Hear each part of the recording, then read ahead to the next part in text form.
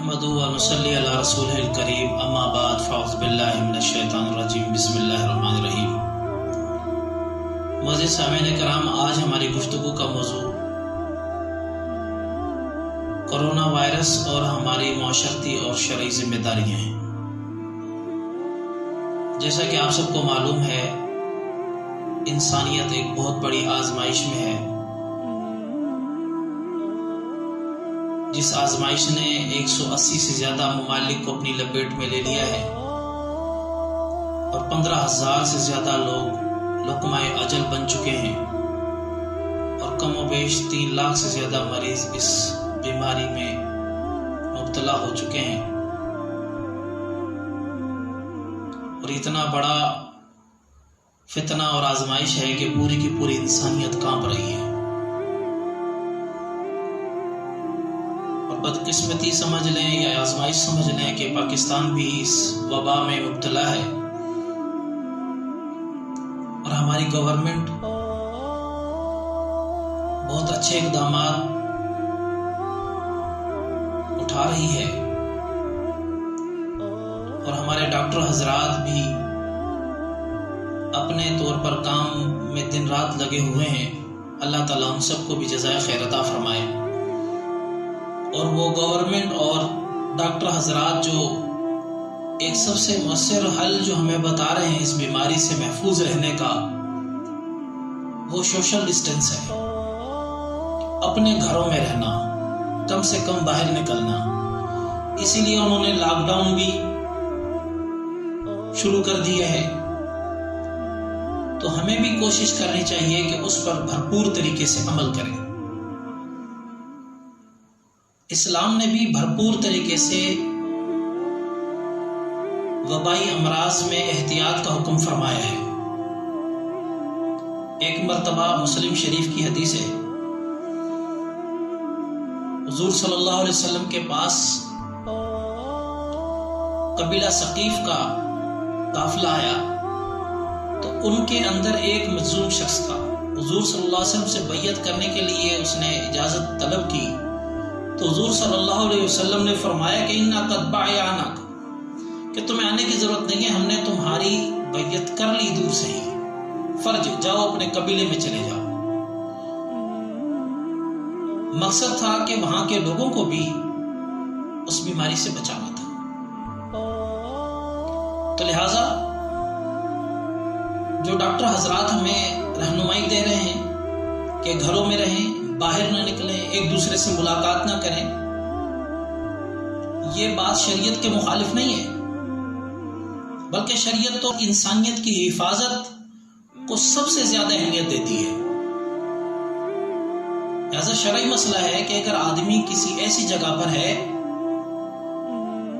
कि जहां खाने के लिए कुछ नहीं, पीने के लिए कुछ नहीं, और इंसान मर रहा हो, भूख की वजह से मर रहा हो, तो उसको हराम खाने की इजाजत है।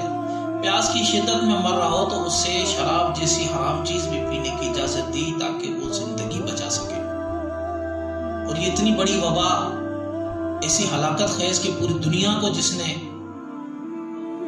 परेशान करके रख दिया है, इस मामले में भी इस्लाम यही तालीमात देता है कि ज्यादा से ज्यादा इसमें जो हमारे डॉक्टर हजरात रहनुमाई कर रहे हैं, जो बता रहे हैं, जो हिदायत दे रहे हैं, उन पर भरपूर तरीके से अमल किया जाए। और जो कहा जा रहा है कि आपस में 2-4 लोग या ज्यादा लोग इकट्ठे ना हो और अपने घरों से ना निकलें, तो इस पर भरपूर तरीके से हमें अमल करना चाहिए, अपने लिए भी और अपने प्यारों के लिए भी। अगर हम इस पर अमल नहीं करेंगे और बाहर जाएंगे, या तो फिर हम खुद इसका शिकार होकर फिर अपने घर आएंगे, अपने घर वालों को भी इसका शिकार कर देंगे। अगर हम शिकार हो चुके, अगर एक जगह बंद रहेंगे, तो उसके हो सकता है कि उसमें अल्हम्दुलिल्लाह हम सेहतयाब हो सकते हैं, अपना इलाज करवा सकते हैं, हमारे जरिए दूसरे मरीज ना बन जाएं। तो लिहाजा इस बारे में मस्जिदों में जमात, नमाज का इज्तिमा, इस पर काफी कंफ्यूजन भी थी। बहुत सारे लोग ये कह भी रहे थे ये फैसला होना चाहिए। तो تو علماء کرام نے مختلف علاقے کے علماء کرام مفتیان اعظام نے بیٹھ کر اس معاملے کی سنگین صورتحال کو دیکھ کر یہ فیصلہ فرمایا کہ جماعت بھی جو سنت مؤکدہ ہے، لیکن لوگوں کے اکٹھا ہونے سے اس بیماری، ہلاکت خیز بیماری کے پھیلنے کے اگر خدشات ہیں تو گھروں میں نماز پڑھی جائے، مسجدوں کے اندر اذان ہو اور مؤذن حضرات اور خدام ایک دو جو ہوں یا امام ہو وہ اپنی وہاں پر نماز پڑھیں، باقی حضرات اپنے گھروں پر نماز پڑھ سکتے ہیں اور اپنی فیملی کے ساتھ نماز پڑھیں۔ 2 مرد ہیں تو جماعت کر لیں، 1 ہے تو وہ اپنی وائف کے ساتھ، بچوں کے ساتھ بھی جماعت کر سکتے ہیں۔ تکبیر اس میں مرد ہی کہے، پھر اس کے بعد آگے کھڑے ہو کر نماز پڑھائے۔ اس کے مزید تفصیلی احکامات اور مسائل انشاءاللہ اگلے نشست میں پیش کیے جائیں گے۔ تو لہٰذا جب علماء کرام نے یہ بتا دیا کہ جماعت اس آفت سے، اس انسانیت کو اس آفت سے بچانے کے لیے جماعت بھی آپ چھوڑ دیں، اپنے گھروں میں پڑھیں نماز، تو جب نماز کے لیے باہر نکلنے پر علماء کرام نے، اسلام نے، شریعت نے رخصت دے دی، اس آفت سے بچ جائے انسانیت، اس ہلاکت سے بچ جائے انسانیت، تو مجھے بتائیں کہ جب ہم بغیر ضرورت کے گھر سے باہر جائیں گے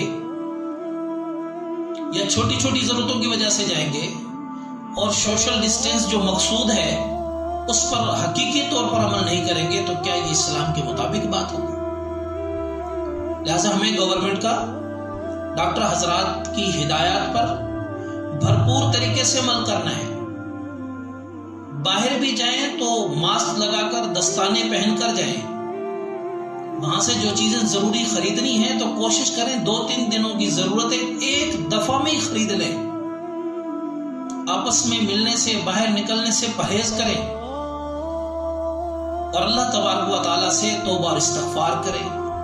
وہ دعائیں جو حضور صلی اللہ علیہ وسلم نے حفاظت کی بتائی ہیں ان پر عمل کریں اور اللہ تبارک و تعالیٰ کے حضور توبہ اور استغفار کریں کہ اللہ تبارک و تعالیٰ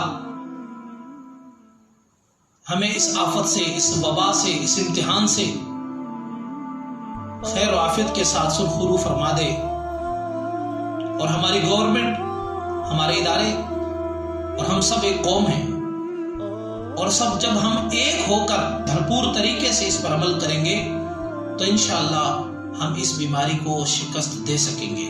لہٰذا ہمیں عملی طور پر جو گورنمنٹ اور ڈاکٹر حضرات بتا رہے ہیں اس پر بھی عمل کرنا ہے اور گھر میں بیٹھ کے دعائیں، ذکر اذکار، توبہ استغفار، قرآن کی تلاوت اور جو وظائف ہمارے بڑے حضرات نے، بزرگوں نے بتائے ہیں جن پر انشاءاللہ مستقل ایک نشست رکھی جائے گی، ان کی پابندی کریں۔ اللہ تبارک و تعالیٰ سے قوی امید ہے کہ اللہ تبارک و تعالیٰ ہمیں اس آزمائش سے خیر اور عافیت کے ساتھ سرخرو فرمائیں گے اور کامیاب فرمائیں گے۔ اللہ تبارک و تعالیٰ ہم سب کا حامی و ناصر ہو۔ وآخر دعوانا ان الحمدللہ رب العالمین۔